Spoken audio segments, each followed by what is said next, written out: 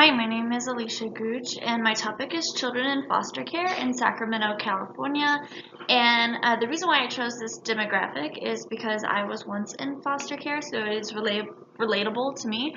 Plus, it's also a very complex demographic because foster care could include children from different backgrounds, diversity, different cultures, different family dynamics. So it's very diverse in the type of students and young adults that are being brought up through the foster care system, and then how it affects them not only in life but as well as school. So diversity and inclusion, those are like big words. And like I mentioned before in the previous slide, like foster care students, that's a huge diverse demographic. I mean, it could be anywhere from 3-year-olds all the way up to, 18, 19-year-olds. And it even includes like students with disabilities or have to get an IEP. And 8% of all like the foster youth studied have some type of physical impairment in California. And I'm one of those 8%. Like I didn't have my hearing for the first 4 years of my life, and so I've had to do speech classes all my life. And so I learned from then on that everybody is different. So like diversity is the way that we all differ. However, inclusion is bringing together and harnessing the diversity and using the resources around us in order to include everybody. Verna Myers, who's a diversity and inclusion activist and consultant, mentioned that diversity is being invited to the party, however, inclusion is being asked to dance. Like, everybody is diverse, that's just part of us. But it's that social interaction of us being like, hey, I want to include you, come hang out with me, or come study with me, or here, let me teach you. It's a great growth to have with one another. Another form of inclusion is like the Children's Defense Fund provides legal and political advocacy for children of not only like color but different like family dynamics, the households, people who are disabled, as well as foster care students. And so as a teacher, there are several resources that you can use. Like you can go online and you can create different classrooms and figure out how you can interact with each of those diverse groups that you have in your classrooms, including foster care students. But you could also find resources from like other teachers or books, films, like computer. There's so much like auditory and visual stuff to look at. But hey, like there's still activities that we can do to learn from one another. And so that also kind of ties into how each person, like they have a different learning style. So when you're in foster care, like that's very diverse. So nobody has like a particular learning style with that, just like anybody else. But you could be auditory, visual, or kinesthetic, but you need to find resources that help them learn and enjoy learning, like as a teacher. And foster children, a lot of times like they go to school and many teachers don't even realize that these students don't have a positive family household, especially since a lot of foster children feel like they're alone, or they have siblings or rivalries or just a bad foster parent, or the abuse that comes with it. So there should be more advocacy for foster students and adoptive parents to help the children adjust and feel included. And I put a little bit of emphasis on adoptive parents because it's still getting used to a whole new culture, a whole new dynamic.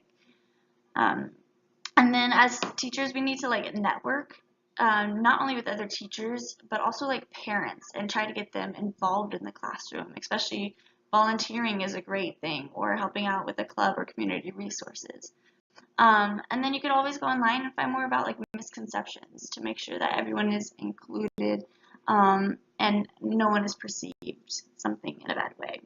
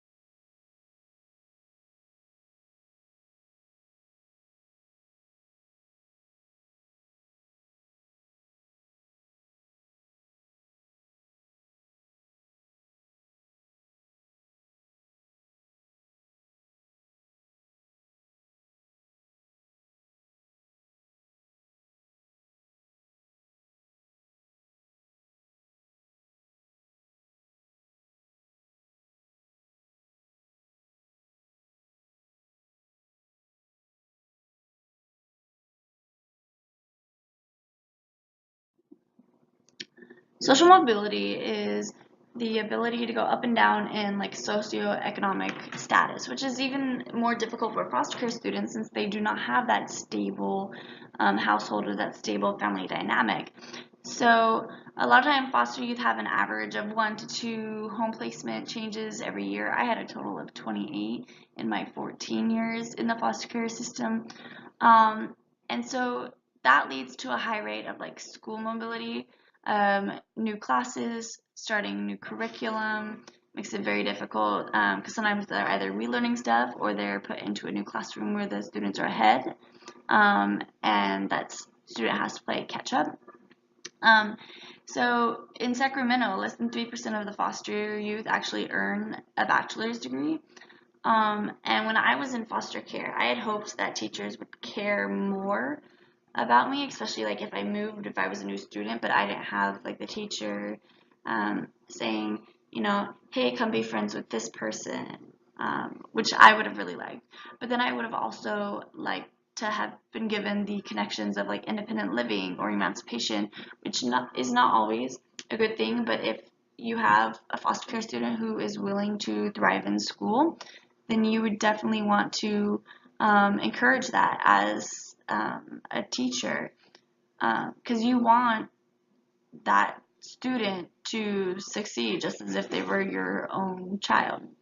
Um, and then in California, over a third of foster youth don't like earn a high school diploma or a GED, and a lot of them actually like drop out or end up being homeless. So that's when teachers and educational staff need to also focus on the students and trying to help them with their social mobility, um, even though they don't have that family dynamic to set them up financially to be able to move up in class.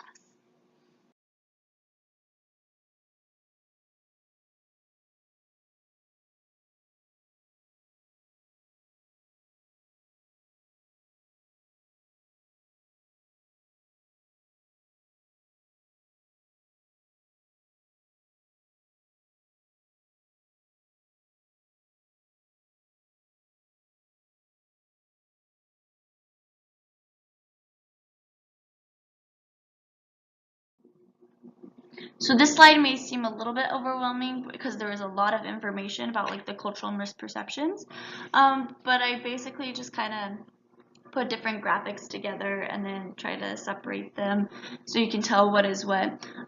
One thing that I found, which I found very interesting, was the opinions of people in the foster care system.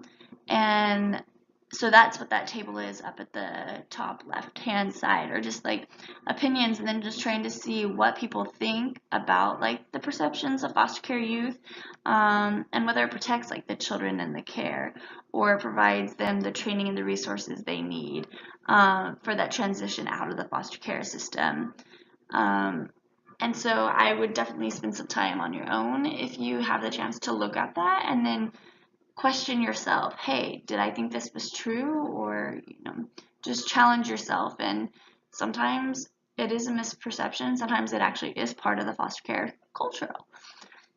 And also, many foster youth experience multiple losses over the course of their stay in foster care. So whether they are separated from their sibling, never getting allowed to go sit like at a friend's house or go to a party, may lose like school books because of the constant changing, or even like me when I got taken away from out of school, I never got to say goodbye to my mom before she died because I didn't know what was happening. And so there's a lot of losses that foster youth go through, and it's important to know that the foster youth, you know, they're going through so much that they need that extra help from teachers and educational staff to help them thrive, especially in like the Sacramento County and California area, which is what I'm focusing in because it is pretty high compared to like the national average. Like Sacramento is actually higher than the actual California rate.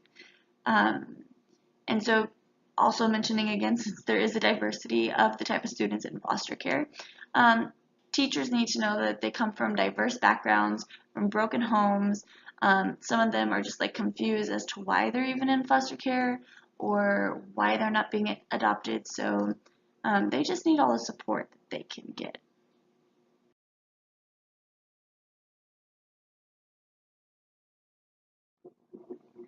So there are a lot of policies set in stone to help foster students thrive.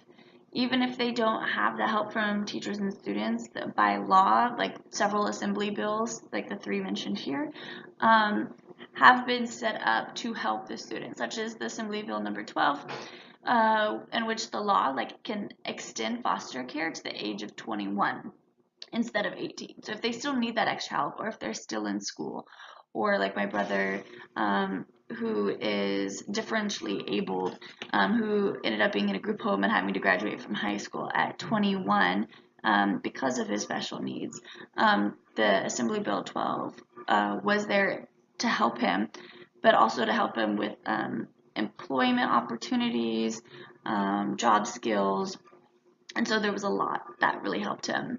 Now, Assembly Bill 490 just addresses the barriers to equal education within the foster care youth, and just getting them to know, like, hey, foster students should be able to get like partial credit, should be able to like protect their grades, especially with the changing of different houses, even across different school districts, that they need that like district foster care like liaison or educational staff to help them. And then the Assembly Bill 1858 addresses the quality of education from non-public schools, so if somebody went to a private school, but then also setting up the IEP goals to help students with special needs. And foster care students can get this information from their social worker or deputy probation officer. But then also foster students need to be aware of like even a program like the Foster Youth Services Coordinating Program, in which they provide like data and program support, administrative information to help out the foster students, individual like case management services, helping out with them, as well as like higher education services, including different like grants or funds. Now, there are challenges because the educational funds and foster care funds have not been increasing due to the budget constraints. And then also the interdistrict transfers have been affecting the way that children learn, especially since it's happening more often. And then the inconsistency of the change in foster placement, because some students may only change a foster home once every 2 years, and some change it every 6 months. So there's a high inconsistency, especially with the type of foster parents that people are actually placed with.